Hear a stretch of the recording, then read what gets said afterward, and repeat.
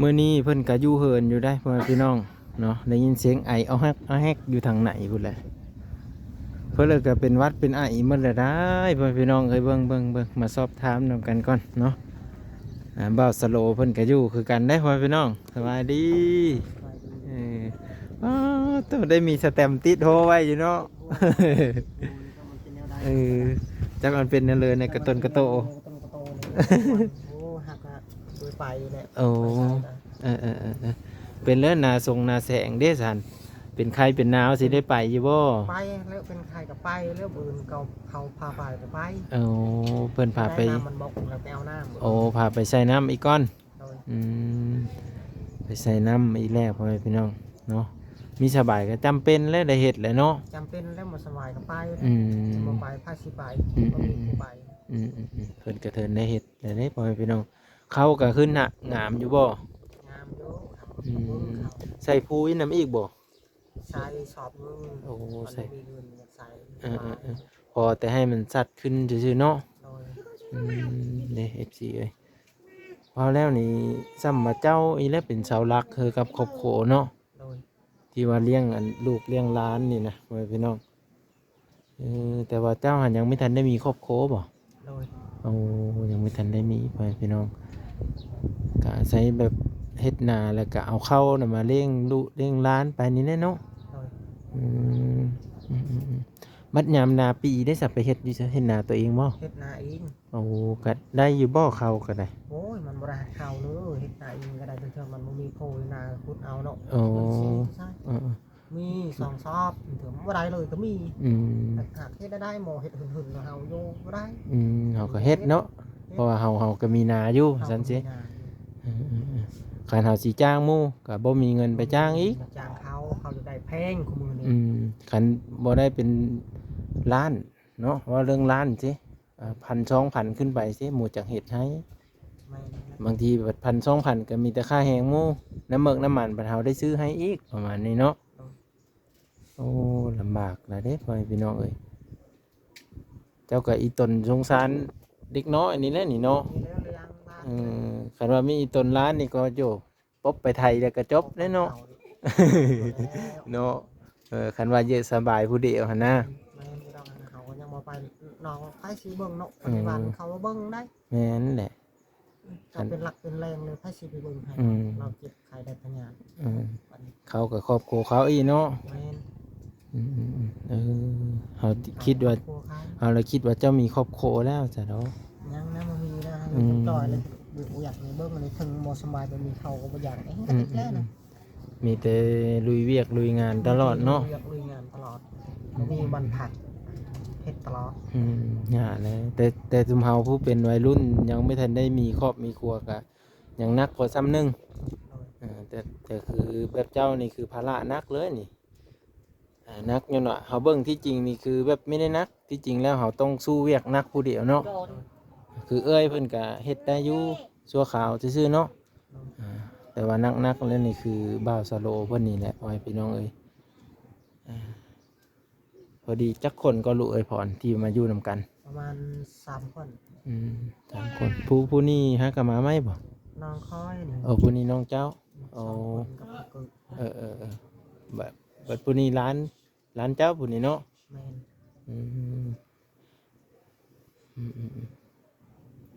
อาศัยเลี้ยงร้านแน่เนาะเฮ็ดนาเลี้ยงร้านแล้วก็เลี้ยงน้องพร้อมอีกพ่อแม่พี่น้องเอ้ยใครแต่ว่าเขาสลอยเพิ่นก็มีครอบมีครัวก่อนแล้วเนาะเขาซั่นก็สิอยู่นำกันอยู่นี่เลยทั้งเอ้ยพรทั้งลูกเอ้ยพรพร้อมอีกพ่อแม่พี่น้องบัดผู้น้องชายนี่ได้จักปีแล้วซะได้มา10 ปลาย10 ปลายปีอันนี้ก็แม่นมีสบายแม่จังนี่จักน้ำมันแล้วเรารู้เลยมันสบายมันมาสะดวกมันกระโตมันมีโหมดแล้วมีไปทั้งเลยมันกระโตคันวัดไอเฮาโอ้ยเมื่อยเด้พี่น้อง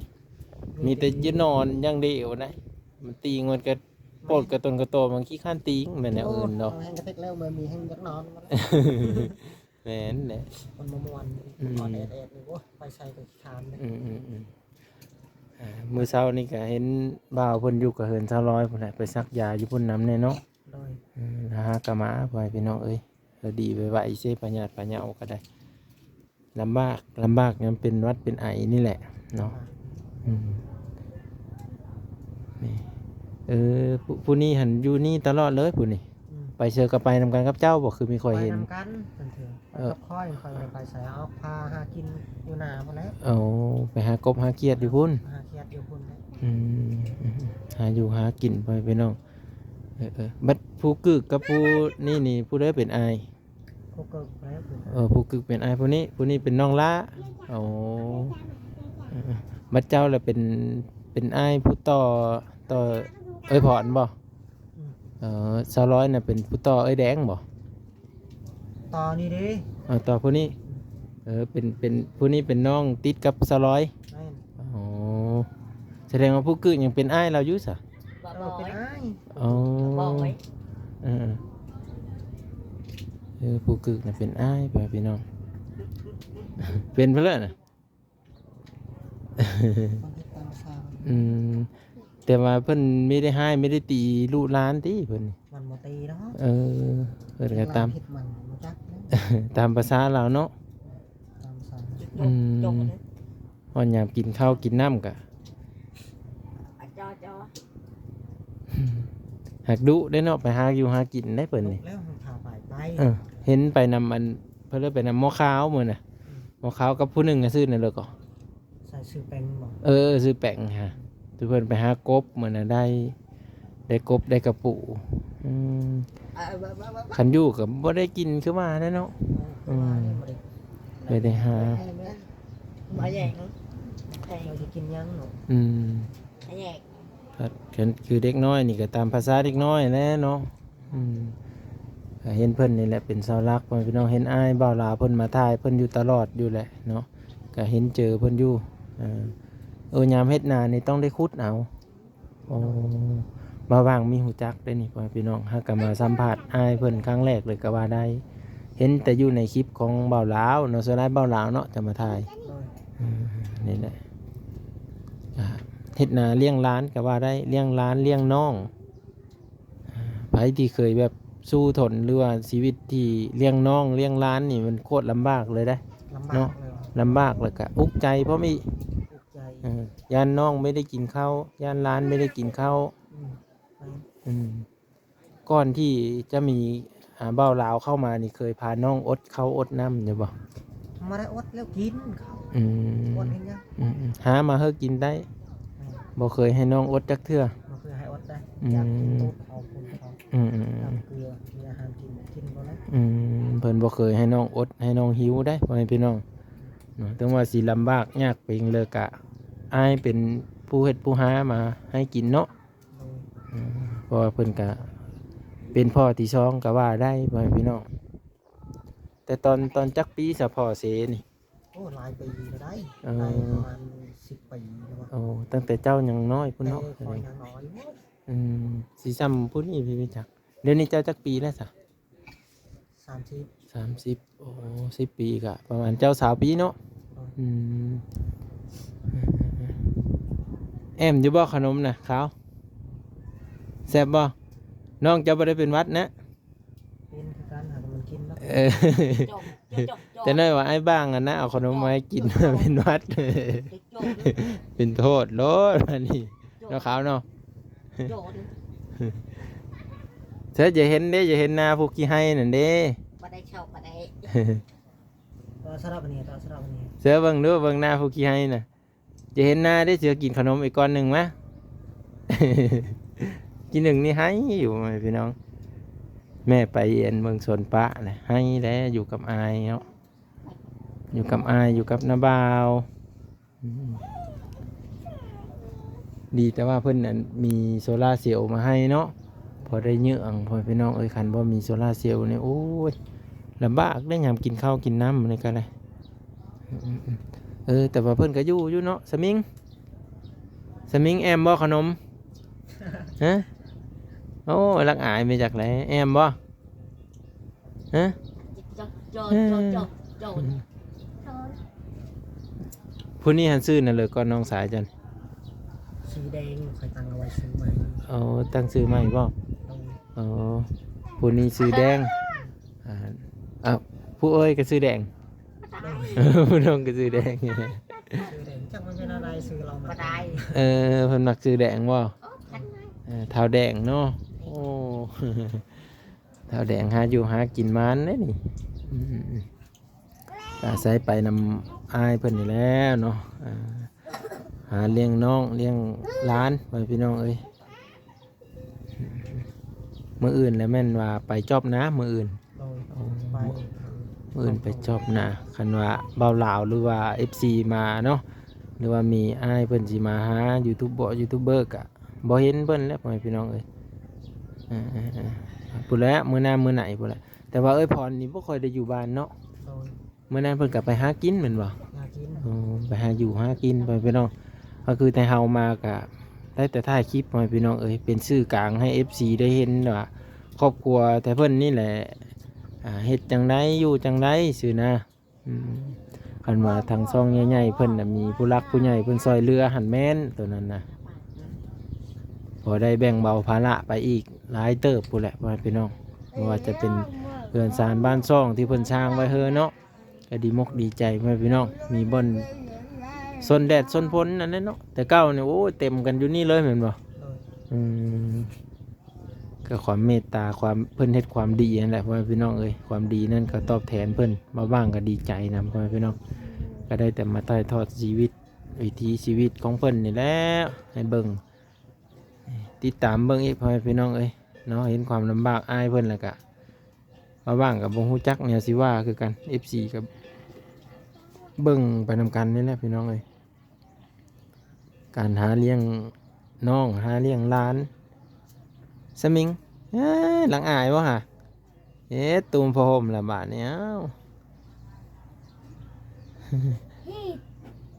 มีแต่ภูมิบ่สบายสมิงพ่อพี่น้องเอ้ยเป็นหวัดเป็นไอนี่เพิ่งเด้อจะคิดกระไฟพี่เด้อไฟไหม้ได้ตัวนี้ยานได้ตัวนี้ได้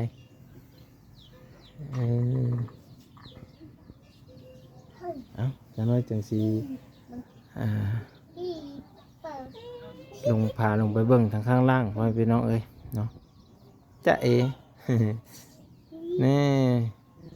หมอขาวแล้วเป็นคนเอาน้องอยู่น้ำน้ำบ่าวนั่น เอาขนมมากินแล้วไอเลยเนาะ เอาเดี๋ยวพาลงเบื้องข้างล่างเบื้องสวนเบื้องอันนี้เพิ่นอีกพ่อพี่น้องเอ้ยเมื่อนั้นเอาโคซิงไข่มาเอ้ยเพิ่นปลูกอยู่มันนะแต่ไม่รู้ว่าติดหรือบ่หรือว่าหันเอาเลยแล้วใครยี่เรามันคือโซนน้ำเพิ่นพี่น้องคือโซนพักเพิ่นมาค้ามก็เริ่มมดเลยเนาะเริ่มมดเลยได้พ่อพี่น้องกระบงจักว่าแต่เพิ่นสิเฮ็ดอีหยังต่อไปแล้วมาคงมาค้ามกับมดแหละเนาะมูจักแนวซื้อแนวขายเพิ่นฮดอยู่บ่อันนี้เอามาตำลังชะลอยอีกได้พ่อพี่น้องนี่เลยบางอันก็ติดอยู่ติดป่งขึ้นมาแล้วเนาะ